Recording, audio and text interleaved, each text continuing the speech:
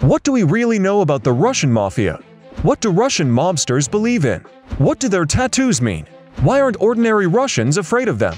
Make yourselves comfortable. In this video, we will tell you everything about the Russian Mafia. Don't forget to like this video and subscribe to the channel. We begin. In many American action movies, if the events take place in America itself, the evil and terrible Russian Mafia is mentioned in one way or another. The so-called Russian Mafia first appeared in New York in the 1970s. At that time, the Soviet authorities opened the border for Soviet Jews, and they left for the United States. We have already told you that citizens of the Soviet Union lived in harsh conditions. Many dreamed of leaving, but could not. In the Soviet Union, no one could carry the currency of other countries, much less leave the country. Anti-Semitism was rampant in the Soviet Union, so it was the Jews who were allowed to leave. That's how the USSR wanted to get rid of them. They settled in New York.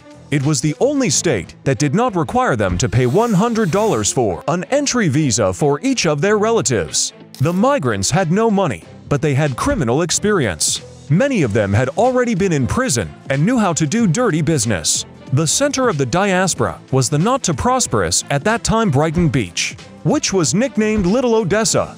Think about it. Where would a migrant from the USSR without a work permit go? To a construction site or to the underworld. The first boss of the Russian Mafia was Agron. He founded his group in 1977. Agron became the king of the underworld thanks to his brutality. He impressed even members of the Italian Cosa Nostra. His gang consisted of about 500 members. They engaged in racketeering local businessmen, robberies, contract murders, and pimping. The police and FBI were almost powerless. Most witnesses to the crimes were silent. They were frightened by the sinister reputation of Agron and his cohorts. The fate of those who did dare to speak out proved to be a lesson to the rest. In 1980, an eyewitness to one of the numerous attacks identified a member of the gang.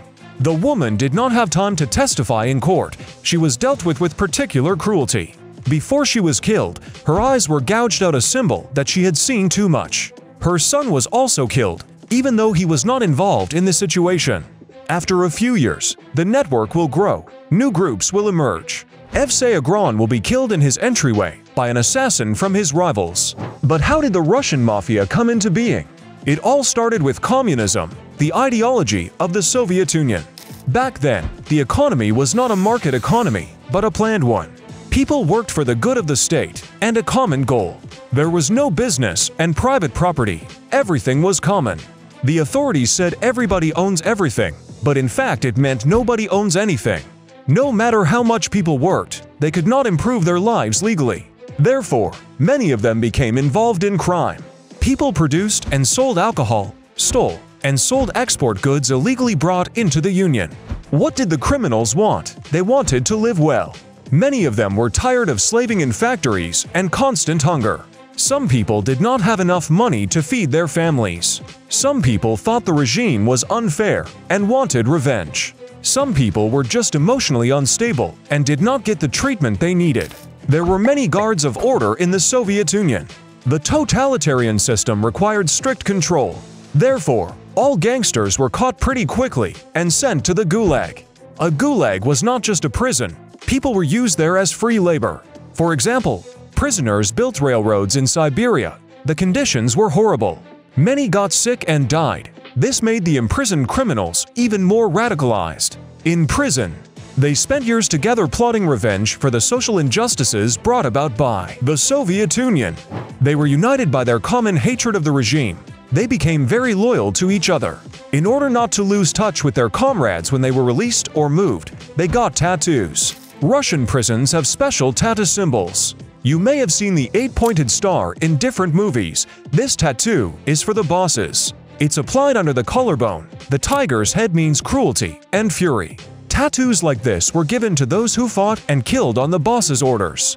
Many prisoners have Orthodox crosses tattooed on their heads. Religion was forbidden in the Soviet Union. People had to believe only in communism. This further provoked criminals to turn their backs on the regime. Crosses on the body could mean I don't believe in communism. I believe in God. The logic was if God doesn't punish me, it means I'm right. There is a stereotype that Russian mobsters can be found with Soviet symbols. As you can see, That's not true. The criminals denied Soviet power. But there were cases when prisoners got tattoos with a portrait of Lenin or Stalin. They had their portraits tattooed near vital organs. This way they were saved from being shot in the USSR. You could not deface the portraits of the leaders of the country. Russian mafia laws were very progressive. For example, the Italian mafia and the Yakuza selected people by nation. There was a clear hierarchy in those organizations. In the Russian mafia, everything is more loyal. They accepted people of any nation: Jews, Georgians, Tatars, Russians, Ukrainians, and so on. The Russians did not have one leader. The gangs were scattered like small states. Like a state, the Russian mafia has its own laws. For example, to be honest with each other, never cooperate with law enforcement, never admit guilt, honor parents, especially mother, do not work for hire under any circumstances, to contribute to the general budget of the organization. The Russian mafia has a special relationship with women. The ringleaders are forbidden to have a family or long-term relationships. It is believed that it would distract them from their work.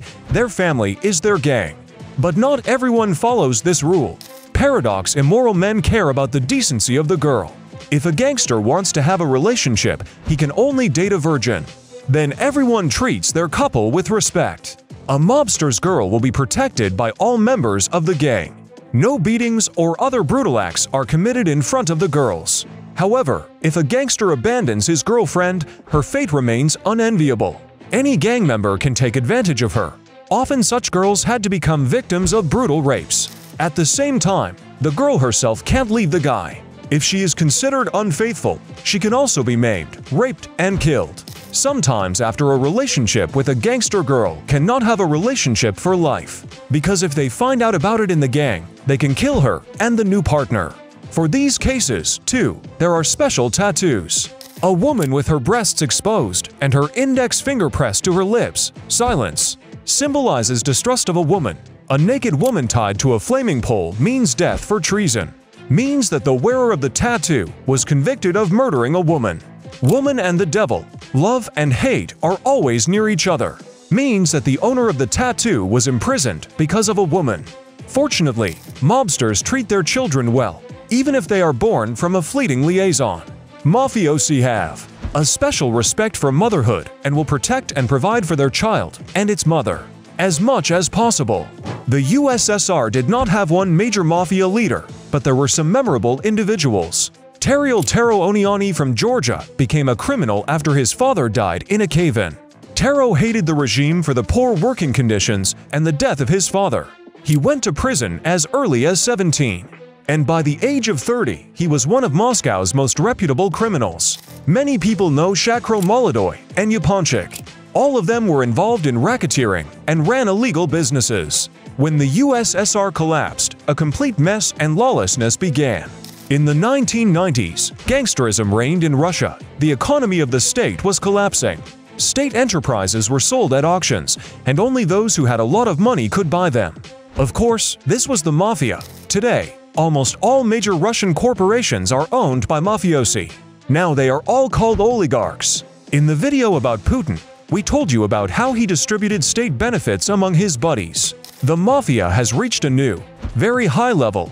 Bandits do not need the money of ordinary citizens. They arrange squabbles only among themselves, among the richest people in Russia. Some of them go to do business abroad, as there is much more money there, and they cannot get them by the Russian authorities. That is why the Russian mafia is better known abroad, not in Russia. The Russian mafia emerged as an opposition to the Soviet regime. This phenomenon can be considered an illustration of the saying violence begets violence. Many Russians are used to this way of life. They observe various precautions to avoid being robbed on the street. Many young guys romanticize this way of life because they mistakenly see social justice in it. When the authorities can't give people what they want to take it for themselves. Most often this can happen during crises. Nowadays, the Russian mafia is not so common to find in Russia. It almost died out in the 90s, but because of collapses like the coronavirus and war, it may revive again. For now, the Russian mafia is active in developed countries. Thanks to this video, you know what is in the mind of the Russian mafiosi and what they are guided by. Subscribe to the channel and give this video a like to learn even more facts about Russia and more.